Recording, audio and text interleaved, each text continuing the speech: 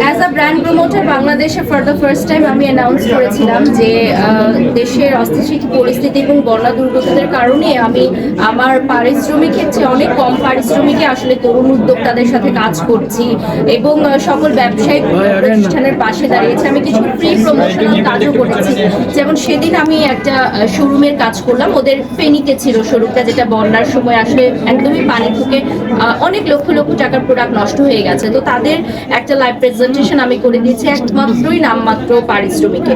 তো এই জিনিসগুলো আসলে দায়িত্ববোধের জায়গা থেকে করতে হয়। সারা বছর ব্যবসায়িক প্রতিষ্ঠানরা তো আমাদেরকে সাপোর্ট দেয়, তো তাদের সময়ে উচিত আমাদের মতো ব্র্যান্ড প্রমোটার যারা আছে তাদেরও পাশে দাঁড়ানো বা এগিয়ে যায়। আমাদের কাজের অনুপস্থিতির যে সবচেয়ে বেশি খারাপ লাগা ছিল, আমাদের দেশের মানুষ ভালো ছিল না।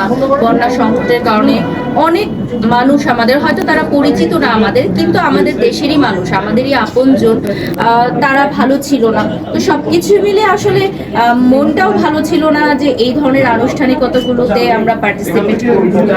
আমার মনে হয় সবকিছুরই একটা সময় থাকে, সবকিছুরই একটা সুযোগ থাকে। তো আজকে সময় সুযোগ হয়েছে, আজকে আবারও আমাদের শুরু হচ্ছে।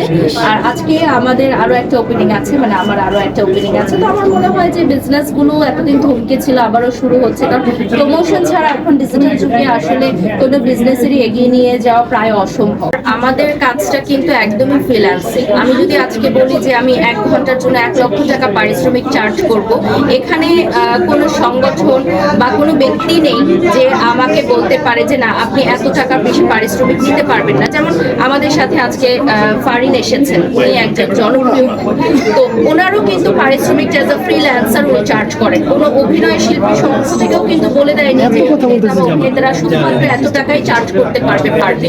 তো আমরা যে কাজটা করি এটা হচ্ছে একটা আর্টিস্টিক কাজ, আর্ট ফর্মের কাজ। তো আর্ট ফর্মের কাজগুলো সবসময় এ ধরনেরই হয় যে এক একজনের পারিশ্রমিক এক এক ধরনের হবে। যেমন আমাদের বাংলাদেশের Shakib Khan, superstar, megastar, world wide ওনার পরিচিতি, উনি 1 কোটি টাকা পারিশ্রমিক চাইতে পারেন। আর প্রয়োজন হবে সে তাকে নিয়ে কাজ করবে, যার বাজেটে মিলবে না সে তাকে নিয়ে কাজ করবে না। এবং এটাই হচ্ছে যার সবচেয়ে বেশি ডিমান্ড থাকে, যার সবচেয়ে বেশি খ্যাতি থাকে, যার কাজের পারদর্শিতা থাকে, সেই অনুযায়ী কিন্তু রেমুনারেশনটা চার্জ করা হয়, যেটাকে আমরা সম্মানই বলে থাকি।